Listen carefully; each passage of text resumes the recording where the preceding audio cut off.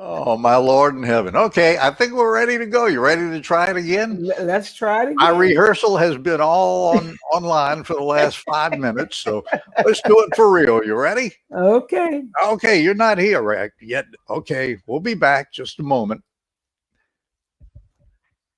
All right. Hey, welcome. I'm Bob Walker, and this is a live video chat, a love fest to the lady who gave us the fun, the music, and the memories. Ponchatoula's favorite daughter and the soul queen of New Orleans, a worldwide sensation and superstar. But through it all, her heart belonged to New Orleans, and it still does. And our hearts have belonged to her forever as well. So here it is now, ladies and gentlemen. Here's Irma Thomas. Hi. Yay! If people only knew what we went through to get here. It's taken us over almost 2 weeks, but we're here. That's technology. Yes, indeed. Oh man, what a career you've had, and everybody here has followed it. You know, our website here has many folks from New Orleans who don't live here anymore, but they grew up with you, and now they live someplace else, and they've been waiting for this for a long time. And I'm glad that we got to get together here to talk about your career and your life and everything, which you've probably told about 2,000 times in interviews. And yeah, 2 or 3 of those would be with me on WTIX and Oldies 106.7 and all over the place. So anyway, let's see. Do you remember This Is Your Life? Of course I do. Okay. Well, this is what they would do. They would bring you up on the stage and say, Irma Thomas, this is your life, but I'm not going to do your whole life. I'm just going to set the stage in the early years. From what I saw online anyway. It might be full of holes, but you can tell me if it does. Okay, it says that you were born Irma Lee on February 18th, 1941 in Ponchatoula. So far, so good. You were raised in New Orleans and attended McDonough 41 Public School, and you displayed your early vocal talents as a teen. She sang with a Baptist church choir and a gospel quartet at Home Mission Baptist Church. So far, so good? So far, so good. All right. And her very first recording was a school song, which was recorded at Cosmo's studio with fellow classmates. At the age of 11, you won, at the age of 11, you won the Rich Theater's Talent Night, and 2 years later, you auditioned for Specialty Records. Yeah, that was the Carver Theater. The Carver? Okay. Carver Theater.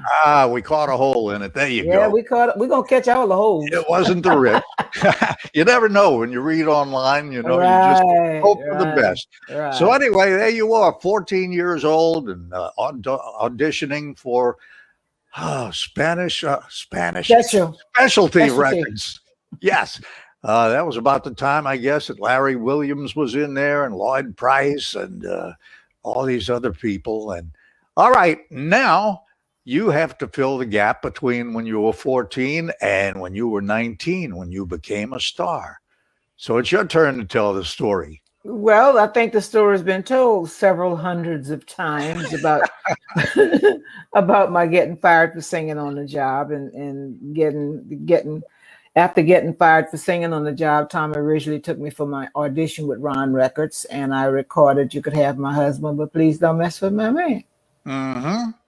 So the story goes that Tommy originally discovered you when you were singing at a restaurant. No, I kept singing with his band. That's how I got fired at the restaurant, because I was up, instead of waiting tables, I was up on the stage singing with him and his band. Where was it? At the Pimlico Club. The Pimlico Club. Okay. On South Broad. Yeah, South Broad and Eve. Yeah. Okay. Because the rumor was it was meal a minute, but I didn't think that. Nah. Tommy originally discovered. I never heard of a meal a minute.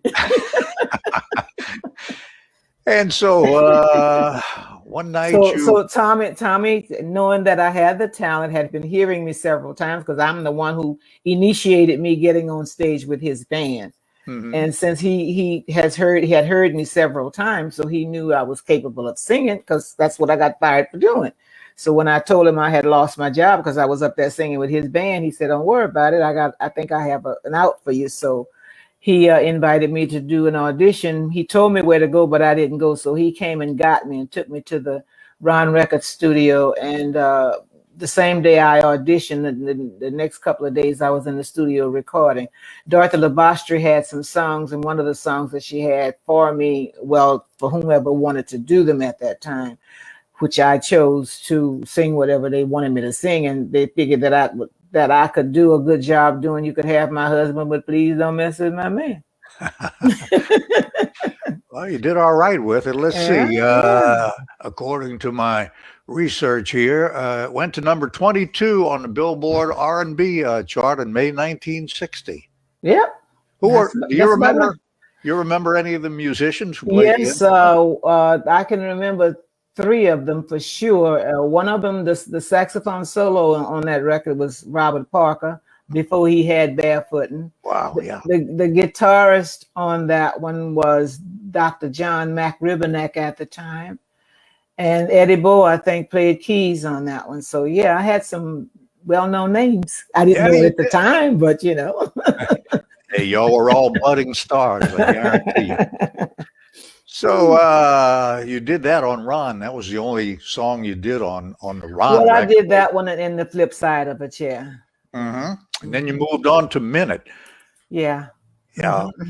And that's when you got together with Alan Toussaint and you came out with some hits. Yes. Well, they were local anyway. Yeah, they were. And if you don't mind, let me tell everybody the hits that you came out with. Okay. I'm sure you won't mind this. No, I don't mind. Okay. Alphabetically, anyone who knows what love is will understand. 1964. Yeah. And Breakaway. 64. Cry On. 61.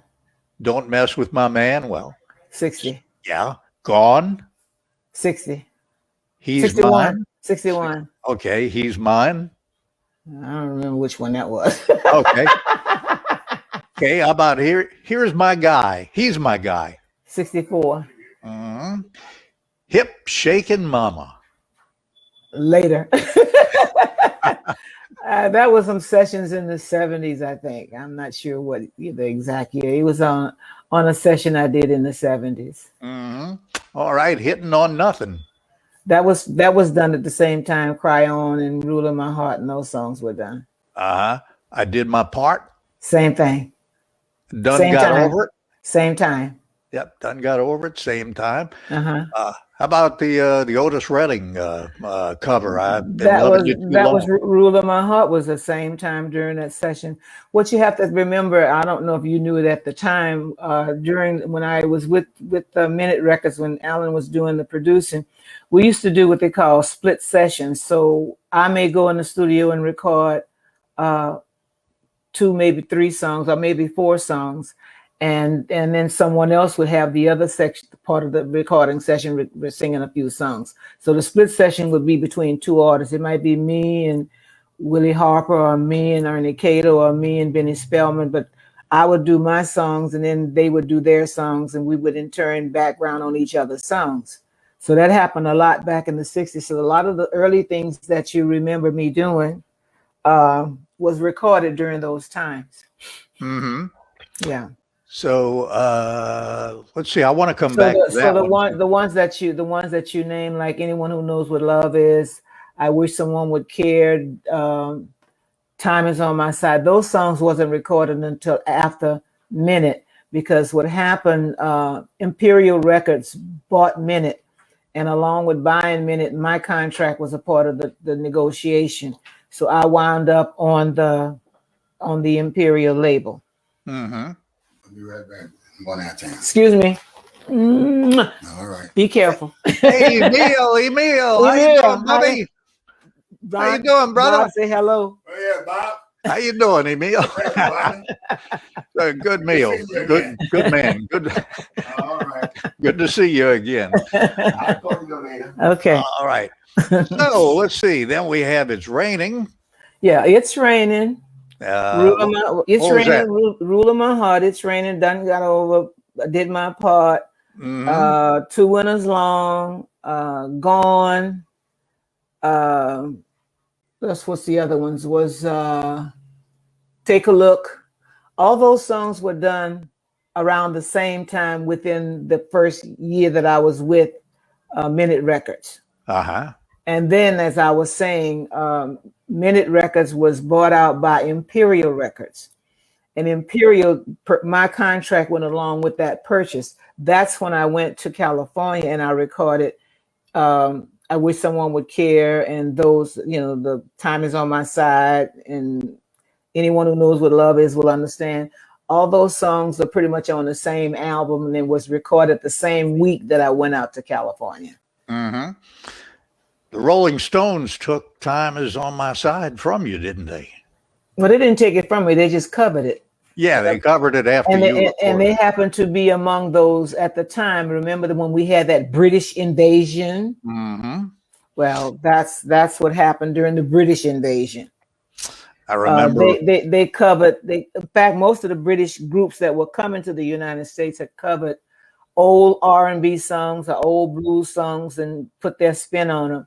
But I had the opportunity to meet Mick Jagger and Keith Richards because when I was touring in England and in 1964, late 64, early 65, they came to one of my shows in Manchester, England, and they came and talked with me, and they said they liked Time Is on My Side, but they didn't tell me they were going to record it, but they said that they liked it. And then, of course, they recorded it and put it out some months later after mine had came out. And then when they came to the United States and did their tour, they had Tina Turner to open the shows for them, and they was doing Time Is on My Side. So after they came along with that British invasion situation, every time I would sing Time Is on My Side, they would say I was singing the Rolling Stones. And I got tired of explaining that to people. So I just stopped doing the song. I didn't do the song anymore until about 1996, I think it was. Let's see. I was on the air on Oldies 106.7 about... that had to be about, I don't know, sometime in the 90s. But anyway, I interviewed you on the phone, as I recall, while I was on the air. And that night, the Rolling Stones were at the Superdome. And I said, Irma, if Mick Jagger sends you a limousine tonight, since he took Time Is on My Side from you, sort of, would you go? You said no. He said, nope. No, what would be the point? Well, yeah, he might have wanted for you to see him sing it. Well, think about it. If he really wanted me to be around while he was singing it, he would have hired me to do the opening for his show, but he didn't hire me. He hired Tina Turner. Yeah. So why should I want to go and interrupt their show being a guest at their party? So I said no. Well, back at Cosmos, when you were with Minute, who were the background singers? Who were the guys usually? Well, I don't remember all of them, but because Alan used to use various. Willie Harper and Benny Spellman was the bass voice that you were mother-in-law. Well, he was the bass voice on there, and Willie Harper did a lot of some of the background as one of the male vocals, and even Alan himself did some of the backgrounds as a male vocals. I don't remember all of the female vocalists, but one of the young ladies I remember because she worked at the bank not too far from my house. Her name was Rose. And Rose was one of the three females that he used to use often back in the early 60s on recording sessions, not just my records, but any other records that needed female backup vocalists. And he offered me an opportunity to do want to be one of the female backup vocalists on one of Benny Spellman's recording session, and being a lead singer.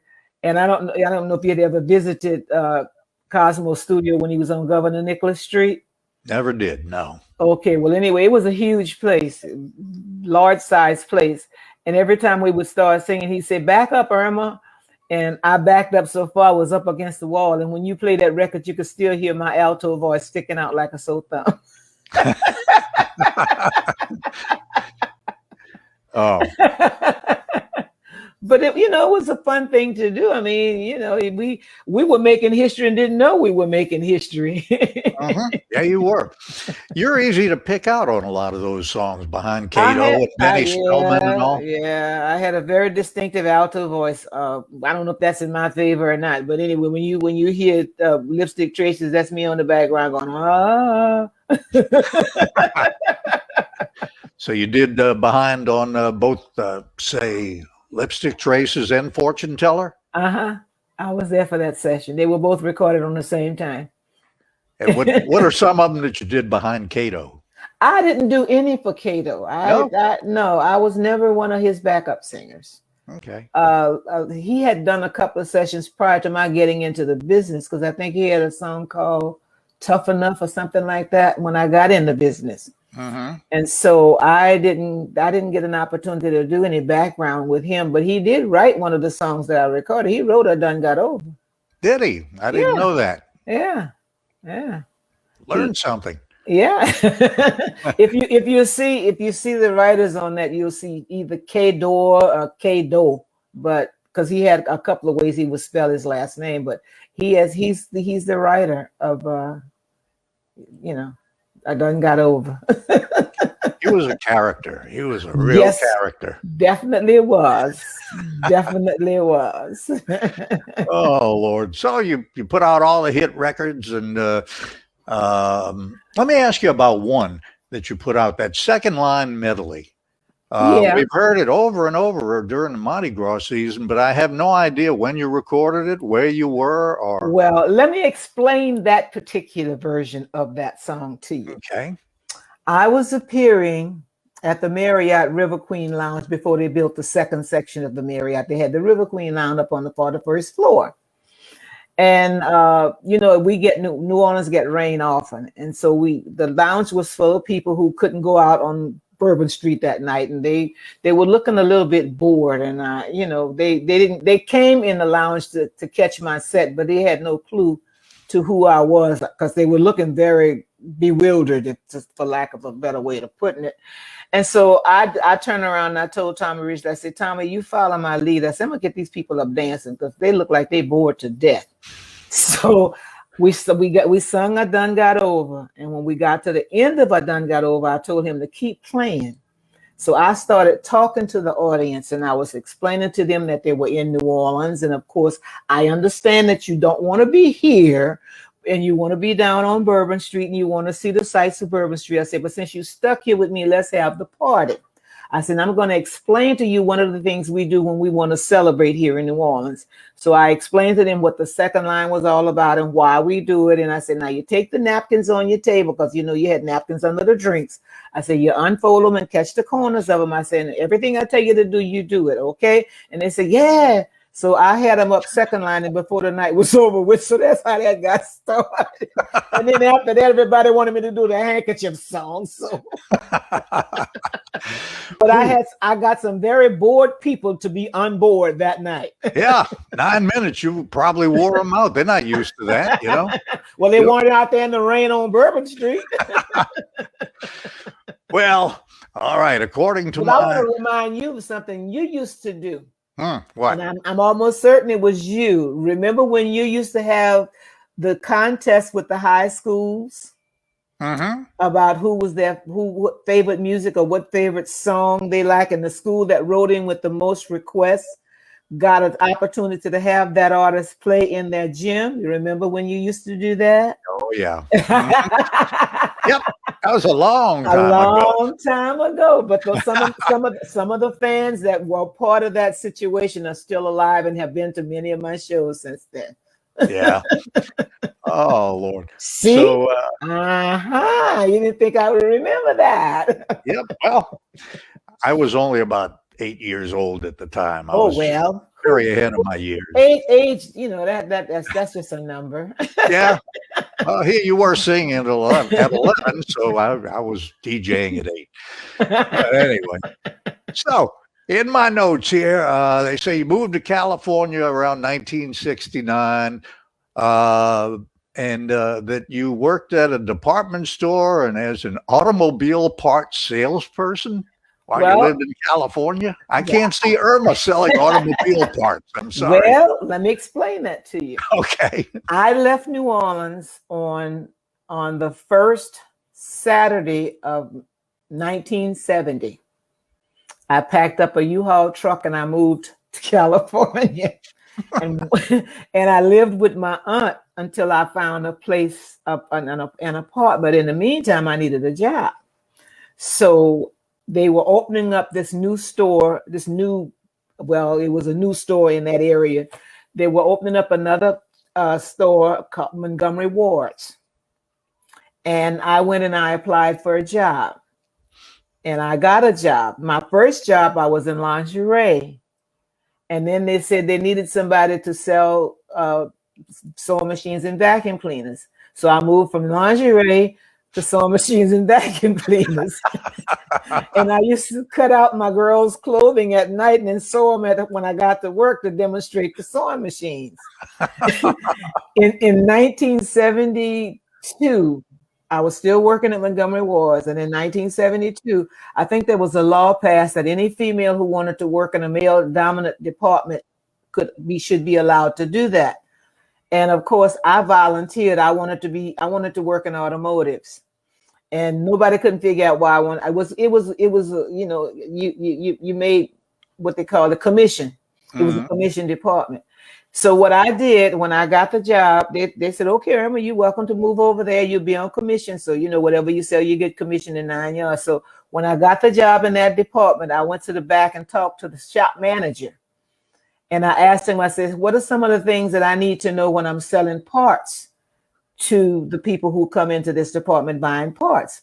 And he explained to me what all I should sell and how I should sell it and the whole 9 yards. Now, mind you, I knew about automobiles because you've got to remember when I was traveling on the road back in those days, Black people couldn't just pull in the service station and get service.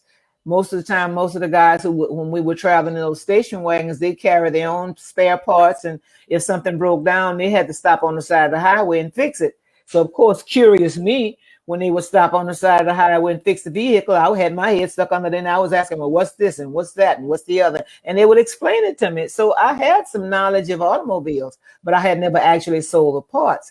And it was easy to sell the parts because you had catalogs. When you found out the year of the car and the make of the car, you had catalogs that would tell you what parts go to what cars. So you didn't have a problem with that. But I wanted to be able to sell something that the people wouldn't be bringing it back.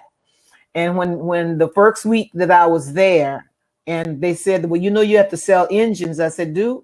So I went in the back and I talked with the shop manager. I said, now, when I sell an engine, what else should I sell with that engine? And he explained to me, when you sell an engine, make sure you sell them an overhaul for the carburetor and new spark plug wires and spark plugs, the whole schmear. And I sold 5 engines my first week and none of them ever came back. Then I sold automobile tires. I mean, I sold whatever the car needed. I sold it. So, You could have came back sooner than you did. And you could have gone into business with Lee Dorsey. Y'all would be millionaires. But you do it when you have 4 kids. You got to do what you got to do. I mean, it made a living for me, and I was content. I just was a happy little lady. So you got tired. I couldn't get any singing work in Los Angeles. For some reason, it didn't matter that I'd had some records in the charts. It didn't matter that I was a good singer. In California during those years, and I'm understanding that it's still that way, the club owners made you pay them to perform in their clubs. And I said, hell no. I'm not paying anybody to work in the club. I'm making money for you. How come you can't pay me? So I didn't get any jobs in the Los Angeles area. A lot of my work came out of Northern California, out of Oakland, California. So I moved to Oakland, California in spring of 1972. I moved to Oakland where I could work and sing and make some extra money. Mm-hmm. So that's how I wound up in California. And that's how I wound up being an automobile parts salesperson. There you go. Well, when did you come home? I came back to New Orleans in 1976, the summer of 1976. Mm-hmm. But I had been back to New Orleans on occasions doing performances. In fact, I don't know if you remember, Mr. Levy, his name was Charles, his attorney Charles Levy, booked me in the Marriott Hotel. In fact, that was the time when I did that thing with the handkerchief deal. He booked me there with Tommy Ridgely for I think it was 3 weeks that I played there. And I was still living in California, but I was here in New Orleans working in the Marriott Hotel and was doing quite well. So I got booked there again. After that, I came back in 1972, and I played which was the Fontainebleau Hotel before they turned it into a storage place. I was in the Fontainebleau Hotel when the Hojo massacre took place. In fact, I woke up and they had it all on TV, and I was wondering what was going on, and that's what was going on. So I was here, I think it was in 1972 when the Hojo massacre was going on. So, and I kept coming back and forth between California and New Orleans working. So, and during that time, especially in 1974, I came and I was working at the Marriott again. I was there for another 1 month. Each time they booked me for some extra weeks each time. I was there for a month, and I met Emile while I was on that trip. And then from there, he and I met and got together, and we, decided. He said, "Well, we can't have this long distance relationship." I said, "Well, for now, it's going to have to be long distance because I had bought a house in California and I had a car and the whole 9 yards. I was doing pretty decent." So he said, "Well, no, you're going to have to make a decision." And so I made a decision. I was doing more work really in New Orleans than I was in California. So I made a decision to move back. So we drove back. I sold my car. I had a 1971 Chevy Nova with no air conditioning. Didn't need it in California, and so we drove it from Oakland to Los Angeles. And when it got to Los Angeles, it started running hot. So I sold it to Montrose for $500 and rented a car and pulled the trailer all the way from Los Angeles. We pulled the trailer back to New Orleans, and wow. I've been back. I came back in 1976 officially. Yeah. So that's when you married Emile, huh? Yeah. You and I were just talking a few days ago about last time we saw each other and talked. Oh, yeah. It was like 20 years ago, and that's when wow. that casino out at the lakefront. You were doing the show at Treasure Chest. Yeah. You were doing your radio show from Treasure Chest, and I came on as one of your guests. Yeah. Well, I did my show there for 5 years on the day of the shows, and I was also the MC. And boy, the people I met. But you may not remember this, but your crew had parked their limousine right behind the stage, and they had a new manager or some little kid who was running the show that night. And I had been the MC for about 3 years since then, and you get some good talk and everything, some camaraderie behind the stage. Well, anyway, this guy comes up, and I see him telling Emile. He says, "Well, you gotta move this car. If not, they're gonna come give you a ticket." And they go back and forth. Emile says, "Well, we can't move it, And finally, after they went back and forth a few times, I called this new manager over and I said, "Look, I don't know who you are, where you came from, or where you're going, but let me tell you this: if you keep doing this, you ain't gonna have a show tonight." And you told him right. It really wasn't a limousine. We had at the time when we were doing that show, I think we had a brand new Buick Limited. It was a white Buick Limited. And it was understood that we were allowed to park our car right behind where the stage was. And that was the agreement in the contract, not just a verbal agreement, but in the contract. So this young man, whoever he was sprouting his little ability that he was given. You remember it then? Oh, yeah. Oh, trust me. I do remember. And, with really nice little kind words, I took a minute in between songs. I told the guys, take a solo. I'm going to go over here. And I told Emile what was going on. So Emile told him, he says, "Well, I tell you what, if I have to move my car, the show is over." Yep. Well, that's. And we didn't move the car. So Now, that should tell you what happened with that.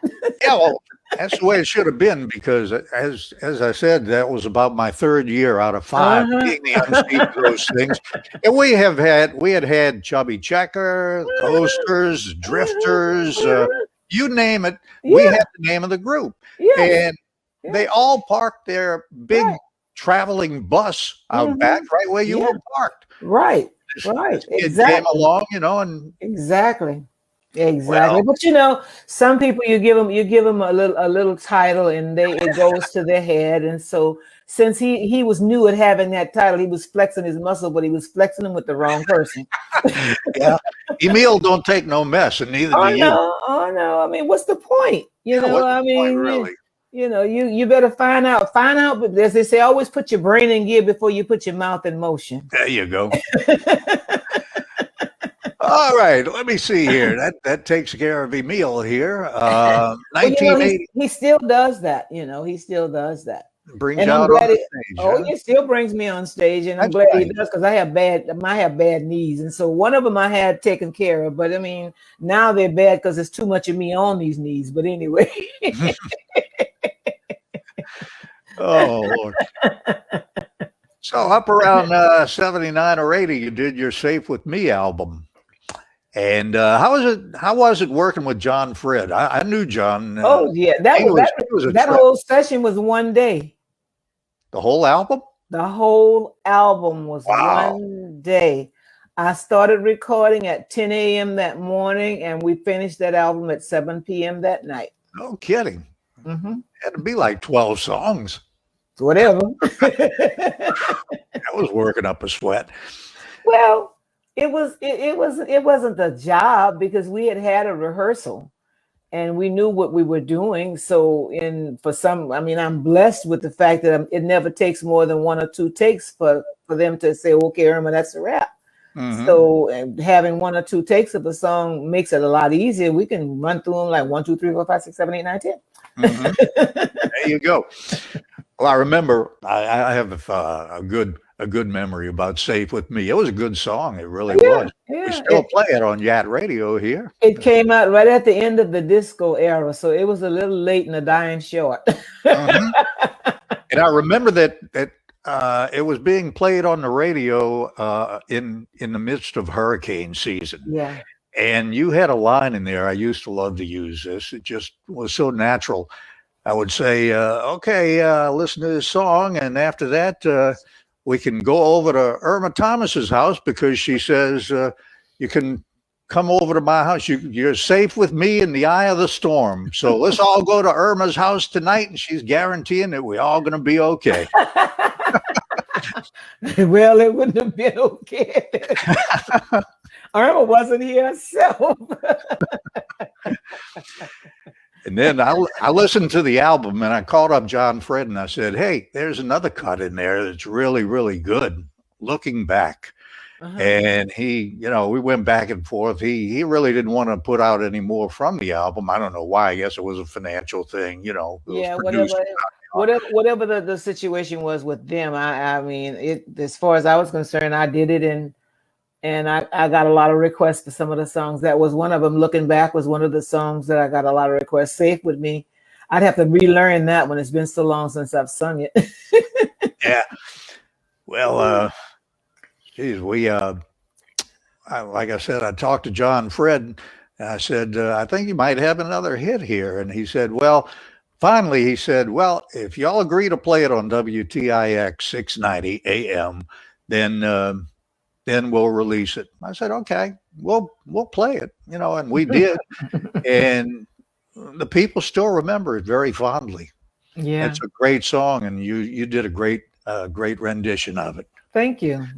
So anyway, and you then later you won a Grammy and all this. After 3 nominations. Yeah, well, you got one. A lot of people don't get any at all. That's true. My first nomination, I had the opportunity to go. I went to the Grammys, and the Grammys were held in New York that year. And we were there, and I had an opportunity to actually meet Roy Rogers. In fact, Roy Rogers. Yes. Wow. Meeting somebody who you've been watching when you were a little kid growing up, watching on television, black and white TV. Uh-huh. And there a real kind-hearted and nice person. He was not snobbish at all. Not at all. Very nice man. Yeah, well, in the late '60s, he had roast beef. He had a roast beef chain, and if you could have came out to Veterans Highway, you could have met him at his Roy Rogers roast beef, the grand opening. It was right around Transcontinental and Veterans. It was Wow. on there. Here he comes, man, with his cowboy hat on and all the. Yeah, a lot of things ain't there no more. Oh, boy, that's true. That's a shame. That was good roast beef too. He made good. Oh, he didn't make the sandwiches. Well, the sandwiches were good. Yeah, Yeah, they were. The cooks All were right. good. Yeah, A couple of things, and then I'm going to throw you a couple of comments and questions from the that the listeners sent in, if you don't mind. I don't mind. Let's see. Mother's Day at Audubon Zoo. You think it's ever going to happen again? Well, I haven't heard anything from them saying not, but I guess they're doing like everyone else. They're seeing what the vaccines are going to do, if they're going to put the COVID at bay so we can have live entertainment, or they may just wait and do it some other time. I mean, as of 2019, that was 36 years I had been doing that. Mm-hmm. And so, and then after 36 years of doing it, they finally gave me a lifetime membership. Yeah. By that time, all my grandchildren are all grown. They can bring their own self to the zoo. And then when I decided to go on my own, COVID started. So, I mean, but having a lifetime membership, I feel very honored. And so eventually, if this COVID thing gets under control, I think they may decide to continue it. But it wasn't something that was meant to happen on a regular basis. It worked out that way because it was such a success. Foreman, who was the CEO out there at that time, did it as an advertisement ploy to get families to come out to the zoo to see the zoo. Mm-hmm. And it went over it was so successfully until he asked me, would I come back? I said, sure, as long as you want me to come back, just let me know so I can block Mother's Day to come out here. So it got bigger and bigger and bigger and bigger and bigger. So for 36 years, it was, people were planning their Mother's Day around Irma Thomas at the zoo. So if they have it and I'm still around, you're willing, yes, I will definitely do it. It's a wonderful situation. Yes, I'm a mom. I'm a great grandma as far as that's concerned. But it's such a family-friendly situation with everybody out there. You see grandmothers and great-grandmothers in their little wheelchairs and in their little pull-up chairs that fold out, and they set out a blanket, and a lot of them have their little eats and what have you. And, of course, they started serving food at the zoo so people who didn't bring anything could go and purchase sandwiches and what have you. But it became such a nice family gathering, too. It didn't feel like I was working to a bunch of strangers. It was my extended family, really. Yeah. And that's how I felt about it. And I'm sure that the feeling was mutual because, and the funny part about it, they wanted to hear the same songs every year. So in order to get something new out, I had to do a couple of songs and say, look, let me do these 2 songs from my recent release album, and then I'll get back to the oldies. And that's how I would do it. But they wanted to hear what they wanted to hear, and I sung what they wanted to hear. If I could remember it, if I didn't remember it and I had it in my cheat iPad, I would do it. There you go. See that on the screen? Oh yeah, that's my new. That's my new one. That's this baby right here. Let me see if I can hold it where you can see it. Can you see it? Yep, sure can. That's you. And this is the title of it. Love is the foundation. Uh-huh. Johnny Vodakovich. He's doctor, isn't he? Yep, there he is. He's still hitting the skins. Yeah. Uh-huh. Mr. Uganda passed away of COVID. He did. Yeah, he passed away with COVID. But everybody else is still around. And this is me in the studio. Looks like it was a long day there. Well, we did 3-4 days of recording, literally recording. And then we went back to make a few changes on a couple of things, but most of the takes there again were the first and second takes. So it was just a matter of cleaning up some spots that they wanted to do. But it was interesting because the young man who was doing the recording session, Ben, he kept saying, "Well, do it again, Irma." I said, "If I do it again, it ain't gonna sound right."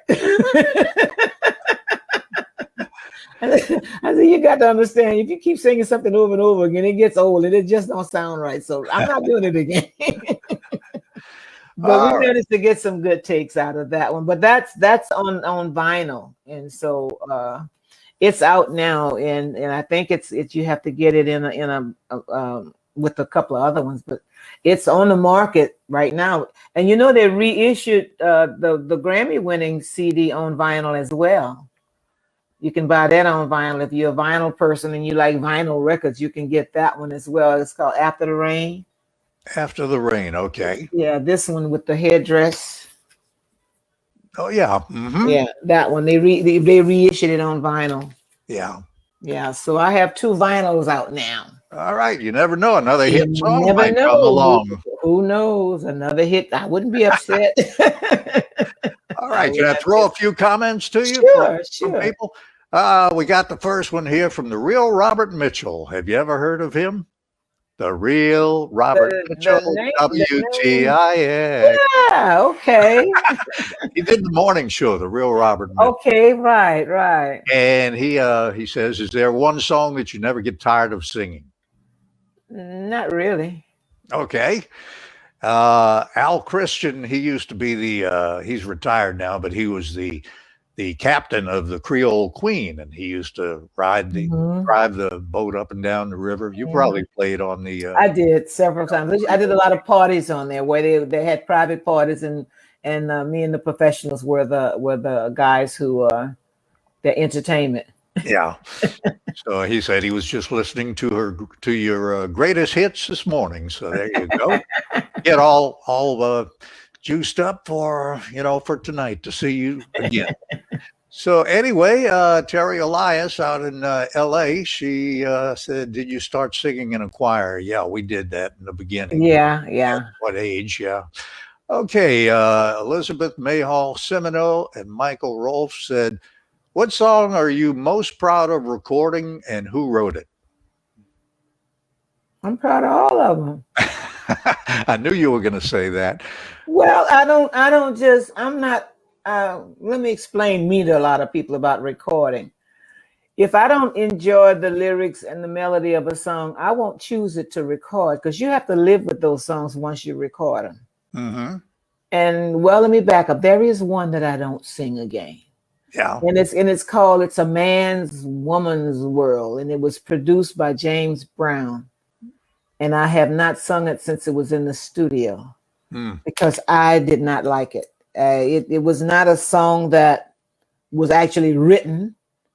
He set the microphone in front of me and he's saying, he played the music and he said, sing whatever comes in your mind. I said, no, I can't do that. So he scribbled some words on a piece of paper, and that's what happened with that. But I don't even sing the song anymore because I'm not feeling it. And I've gotten requests for it, and I say, I'm sorry, I can't do that one for you. But other than that one particular song, most of the songs I choose are songs that I can live with. And I won't choose a song unless I can live it, unless it's telling a good story. And my reasoning behind that, I feel if I don't sing it like I care about it, how can I sell it to someone and they can buy the record and get whatever it is they need from that? Mm-hmm. Most people buy records because one or two lines in the song touches them in some special way. Then that's the same reason I choose songs. I can put my own self in the situation, or I know someone who was in that situation for whatever the lyrics may say. Then I can actually sing the song with some feeling and some authority because I'm coming from a place I know. And so I won't choose a song that I can't live with. Mm-hmm. Good. Well, we know one song not to request. That's for sure. You got enough hits. We don't have to have It's a Man's World. You never have enough hits. Come on now. Oh, you got quite a library here. Oh yeah. Oh Yeah. yeah. People would pray to have a library like you do. I guarantee you. All right. Let's see. Kathy Fontanelle. She says, name one song you would sing while waiting at tables at the Pimlico Club. It was whatever was popular at that time. There you go. All right. And Kathy Tortorich says, is there anything that you regret not doing so far? Well, no, I did, but I took care of that. I had regretted not finishing high school. But that wasn't something I had any control over, because when you become pregnant as a teenager during the summer between your 8th and 9th grade year, back then they didn't allow you to go to school pregnant. So I couldn't finish high school then. So when I was in California, I got my GED. I was working 2 jobs, singing and working at Montgomery Ward. So I didn't have enough time. I didn't have a lot of time to go to college. Then I could have gone free if I could have gone to college out there. But when I moved back to New Orleans and my children were adults and I was 45, I decided to register at Delgado to get a degree in something. Just, I wanted to have a graduation. I had never actually graduated. Mm-hmm. So I signed up at Delgado, and I took the courses that would get me into where I needed to be. And it took me 15 years to get a 2-year degree, but I was determined to graduate. I watched my friends and my children graduate from high school, and one of my kids graduated from college, but prior to her graduating from college, I graduated from Delgado, and I was the speaker at her graduation at Delgado. There you go. You know, it was very rewarding, self-rewarding for me, because that was something that I wanted to do. So I can't say that I have any regrets. The only regret was that I didn't do it when I was younger, but I lived long enough to complete what I wanted to do. So I truly don't have any regrets. Mm-hmm. You're a role model all the way around, from top to bottom. All right, Linda Lutman-Mile, she says, Irma, you have performed at many events and venues, as if you don't know that, huh? So she says, what or where, what's been your favorite venue, I guess, or event? I don't know, I guess, what's your biggest memory out of all the places you've ever performed? And that's got to be a toughie for you. Well, I don't think of my career in terms of places preferably to where I perform. I can tell you I enjoyed my tour that I had. There's a group of people back in the 90s that Mr. Wynn and his people put together a tour of local musicians, and we toured overseas. We toured France, England, and some of the countries over there. And my favorite spot on that tour was Nice. Everything is nice in Nice. There you go. And so, but I don't look at it in terms of my favorite, because I enjoy performing everywhere I go, no matter what the circumstances. If there's a crowd there, they must be there to see you or to hear you, or they wouldn't be there. They wouldn't pay the price of the ticket. So I don't judge anything by what's best and what's not best. Now, among the things I enjoy doing and look forward to every year, aside from the Mother's Day thing at the zoo, and of course the French Quarter Festival, but Jazz Fest, because Jazz Fest brought a lot of us, I'm gonna put it mildly, a lot of us senior entertainers who were not really being seen on a world stage. They helped us stay viable and out front by putting us on stage and having other main acts featured, and we would come on before them or after them, whichever way they decide to do it. And they kept a lot of the local entertainers, and I say seniors again because some of us are up in our 70s now. But even back when I played my first one back in '74, they thought I was somewhere in Florida having babies, and I wasn't. So I have to kind of let that one be one of my preferences because of what they represent to me in terms of entertaining and still being a viable entertainer, because they put us on the world stage in New Orleans. And the Jazz Fest is a world stage in New Orleans, and it brings together people from all across the world to New Orleans to see. They come to see local entertainers, those that they've heard about, read about, bought their records overseas, and have not had the opportunity to see them perform, because a lot of them don't travel overseas anymore. So they come to New Orleans and see who they can catch. So that has to be one of my favorite spots. Looking forward to having that kind of an audience. But overall, it could be 3 people sitting in a place. I'll sing to them just as hard as I had 3 million people in front of me, because I love what I do. And you can't just get on stage and say, oh, well, we don't have nobody in here. I'm not going to do. No, you can't do that, because then that's cheating you, and you're cheating the people who come to visit you. When we had the club, there were some nights when it'd be me and 5 other people in there. We'd be having a ball. Yeah, me and the band, and we would play 3 or 4 sets. I mean, so I don't put a preference on any one place over another, because as far as I'm concerned, if you paid the price to come, then I'm going to do my darndest to sing the songs that you want to hear. And if I can't do it, then I'll let you know if I can't do it. I'm honest enough with my audience to let them know, look, I can't hit those notes anymore, but I can't lie and say that, because I can still hit some of them notes even now. So I don't even try that issue. So I just change the keys and do the song. So, Well, we got Darlene Passarello. This is interesting. It says, happy birthday, and thank you for taking care of Nadine when she was sick. You're a good woman. Well, Deanie is my cousin. She's a cousin of mine, and she was going through some changes with her diabetes and situation. But I mean, she needed help, and I was available. So, that's what I do. Mm-hmm. All right, just a couple more here, if you don't mind.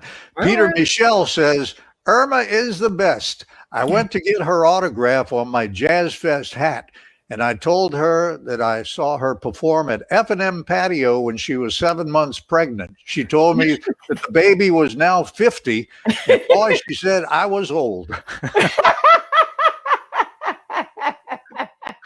Well, she remembered the time, and I had to let her know that's an old baby now. And then we got Mona Lesh. She says, happy birthday. You sang happy birthday to me on my 50th birthday. Wow. I've sung happy birthday to a lot of people on various birthdays. So, I don't remember any one particular one over any others, because oftentimes they'll walk up to me and they'll say, Irma, do you remember such and such and such? And I look at them with a very straight face and say, do you want me to tell you the truth or tell you a lie? I don't remember everything, but I remember faces more than I do situations oftentimes, because I'm one who don't mind talking to people. So you do a lot of talking. You don't always remember what you said or who you talked to. Yeah. Cindy Lamont says that she says, you're sounding great. Still looking good, feeling great. Keep on. We love you. So there you go. Thank you. Steve Stipe and his wife, Mo, she's up in Fort Worth, Texas, is saying, wow, they still have 3 of your 45s. They had to move up there after Katrina, but they still have your 3 of your 45s, and they're among their most treasured things that they have. And they say F&M Patio was our second home. Wow, that was a fun place to play. Yeah, Phyllis Miller says they had the best night of music ever, listening to Benny Spellman, Ernie Cato, and Irma Thomas at the F&M Patio on Chapatula Street in the late 60s. Thanks for the memories, and happy birthday, Irma Thomas. Well, thank you. Thank you very much. Steve Mortellaro, the judge, he said, did you ever consider quitting? Well, I think we went over that before. You ain't never going to quit. Why? Why should I? 20 years from now, you're going to have a concert for your 100th birthday, and it's going to be an overflow crowd, I guarantee you. That would be something, wouldn't it? And this is the one I've been, go ahead. when you're having fun, you don't worry about the age part. You can always make adjustments to your physical being when you're performing. If you enjoy what you're doing, I'm blessed to still be around and still able to do what I do with some semblance of decency. Yeah. And this is the one I kept for the last one for the close. This is from Gilda Barger out there in Kenner. And she says, this isn't a question, but I'd like to tell Irma how much I appreciated the following. When my son's unit returned from Desert Storm in 1991, there was a picnic party at the lakefront to welcome them home. Irma was part of the entertainment. It poured raining right before she was supposed to come on, and there she was singing like it wasn't even raining. I've never forgotten how nice that was for her to do. Not only is she a great singer, but she's a very special lady. Happy birthday, Irma. Thank you. I've had some occasions before where I've sung and it was raining. Well, I mean, the downpour, it happened. I'm trying to think of the year it happened at Jazz Fest. It was raining so hard. People were standing in water up to their knees. And just before I came on, it started a downpour. And normally I don't open up with a slow song, but I opened up with It's Raining that day. I was about to say, I'm sure you sang, Irma. Yeah, I changed the format that afternoon, rather. And I sung It's Raining. But like I said, I'm thankful and blessed that I am able to still do what I do and enjoy what I do, and have people who still willing to pay the price of a ticket to come hear me do what I do. That's why I take requests, and I want everyone who, when they come to my shows with time allotted, I want them to hear what they want to hear. I'm not one who's going to shove a new record down my audience throat. If that's not what they want to hear, then I'm going to sing what they want to hear. And that's how it is with me. I've been doing that for years and years and years, long before anyone else started to doing it. Now I think what they do now, they do the specials, what they do, the request special. But I've been letting people do requests. With the last 30 or 40 years of my career, I've been doing that. Mm-hmm. And so just to be able to sing what they want, I have a cheat iPad and I look it up in there. And if the band don't know it, I sing in acapulco. All right. Well, they all grew up with you, and you made a lot of memories for a lot of people, myself included. I was in high school. You came and do a whole lot of the high school dances, and and then you called them sock hops because they wouldn't let you wear shoes on the gym floor. Yeah. Uh-huh. But it was someplace for the teenagers to go, and they looked forward to it. Oh, yeah. And, it's a shame they don't have things like that today for teenagers. I think that's why so many of them are getting into trouble, because there really isn't anywhere for teenagers to go, for teens to have fun like that. You're right. Meaning dancing and enjoying each other's company and talking about school and whatever it is they find to have a conversation about. They don't have anything like that. Now, they have these places where they can go play games, video games and whatever, but there really isn't anywhere for teenagers to go now and actually let off that steam dancing like they did what we do, F&M Patio, Germania Hall. What was the place on Jefferson Highway, the hall that they had? Not the Sands. There was another one that was further up in that shopping center there. There was a big hall there that up in the shopping center, but they had plenty of places for teens to go. They couldn't come to the Sands. Sands was an adult place. The place I'm speaking of on Jefferson Highway, it was in a shopping area, and it was an upstairs place, and teenagers were allowed to go there. So they had lots of places for teens to go and enjoy dancing. They don't have that now, and I think that should come back. They should find a way to bring that back so the young people have a way to have social gatherings and enjoy each other's company and not have to be online all the time. You're right. Well, Irma, it's been fun. Thank God we got together finally. Well, we figured the technology out. We got it straight. 2 weeks it took for this. Well, and sorry about the pushing back for me, because you were supposed to do this 2 weeks ago, and I had some other interviews to do, and you were kind enough to allow me to, to push it back to now. And I'm glad you did, because we were able to do a little more than an hour, and I'm happy about that. Yeah. Well, thank you for being here, man. You're great. We Thank love you. Thank you. I appreciate you for asking me. Let's do this again when you're 90. Why not? Okay. Why not? Why not? Why not? Something to look forward to. Tell you what, right before we go, sing about 2 lines for, say, It's Raining. It's raining so hard, look like it's gonna rain all night. And this is the time I'd love to be holding you tight. But I guess I'll have to accept the fact that you're not here. I wish the night would hurry up and end, my dear. And it's ending right now. Thank you, Irma. Thank you, Bob. Thank you very much. God bless you. And you too. And happy 80th birthday. A little late. It was last week. Okay, better late than never. Yeah. So anyway, thanks again. Thank you. Okay.